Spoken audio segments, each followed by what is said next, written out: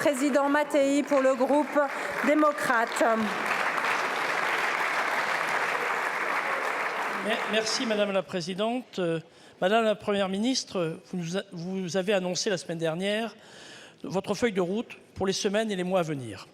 Au-delà des textes prévus, le groupe démocrate tient à saluer votre volonté d'apaisement et de dialogue qui a toujours été pour nous un principe fondateur de notre démocratie. La mobilisation nous l'a démontré hier et je veux moi aussi aujourd'hui encore saluer le courage de nos forces de l'ordre qui défendent non seulement la liberté de manifester mais aussi nos libertés. Et au nom du groupe démocrate, je leur rends hommage. Nous nous sommes engagés pour réformer notre pays, pour que les Français ressentent dans leur vie quotidienne plus de justice, plus d'égalité d'accès aux services publics, à la santé ou à l'éducation, pour qu'ils retrouvent l'espoir d'un ascenseur social qui fonctionne mieux. Cet engagement de réforme est d'autant plus nécessaire aujourd'hui avec l'annonce par l'agence Fitch de la dégradation de la note de la France. La succession de crises l'explique très largement, mais doit nous pousser à agir pour rétablir l'équilibre de nos comptes. Réduction de la dépense publique, mais aussi réflexion sur notre système fiscal pour le rendre plus juste et plus acceptable par tous. La réforme de notre système de retraite est un premier pas indispensable dans ce sens, pour éviter de nous endetter sur le dos des générations futures. La clause de revoyure que nous avons fait adopter permettra aux partenaires sociaux et aux parlementaires de se ressaisir de la question le moment venu, dans le respect du rythme démocratique. Nous devons agir avec plus de détermination que jamais. Si c'est au gouvernement de porter ces réformes, c'est aussi au Parlement de retrouver le sens du dialogue et de travailler avec toutes les bonnes volontés au-delà des postures politiques pour répondre aux inquiétudes des Français et aux enjeux qui sont devant nous. Comment, Madame la Première ministre, comment comptez-vous organiser ce dialogue, même si nous aussi, parlementaires, devons être en capacité de faire ce chemin? Je vous remercie. Merci beaucoup, Monsieur le Président. La parole est à Madame la Première ministre. Merci Madame la Présidente, Mesdames et Messieurs les députés, Monsieur le Président Jean-Paul Mattei. Depuis 6 ans, autour du Président de la République, nous travaillons pour libérer les énergies, permettre l'émancipation de chacun, notamment par le travail, et pour protéger nos compatriotes. Et depuis près d'1 an, malgré une majorité relative, malgré ceux qui prédisaient l'immobilisme et malgré la volonté de blocage de certains, nous avons avancé.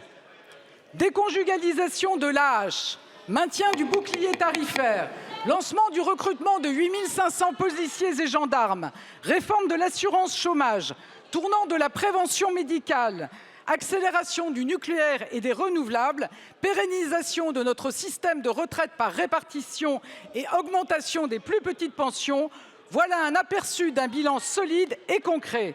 Un bilan qui n'a rien à envier à d'autres législatures.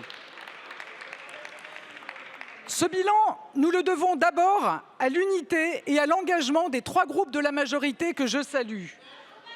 Nous le devons aussi à celles et ceux qui ont travaillé à amender et construire les textes au-delà des clivages partisans. Mesdames et Messieurs, nous avons réussi à bâtir des compromis, voter des réformes et offrir des progrès aux Français. Aujourd'hui, une nouvelle phase d'action commence. Nous allons continuer à agir. Face aux inquiétudes, aux revendications et parfois aux colères, rien ne serait pire que l'immobilisme. La seule manière d'apaiser le pays, c'est de redoubler d'efforts pour offrir aux Français des solutions concrètes et relever les grands défis devant nous.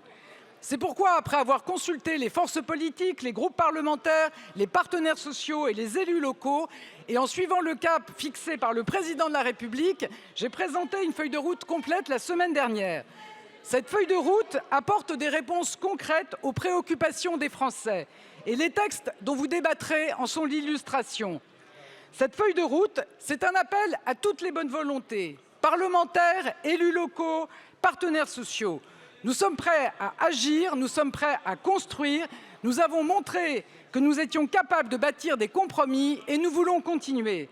Alors pour répondre aux demandes de nos concitoyens et préparer l'avenir de notre pays, nous allons avancer sur 4 piliers. Le travail, le plein emploi et la réindustrialisation, la transition écologique, les progrès sociaux et l'amélioration de nos services publics, notamment la santé et l'éducation, et le respect de l'ordre républicain. L'agenda législatif nous permettra de soutenir ces priorités et nous devons, dans le même temps, réduire notre déficit public et accélérer notre désendettement. C'est une condition de notre indépendance.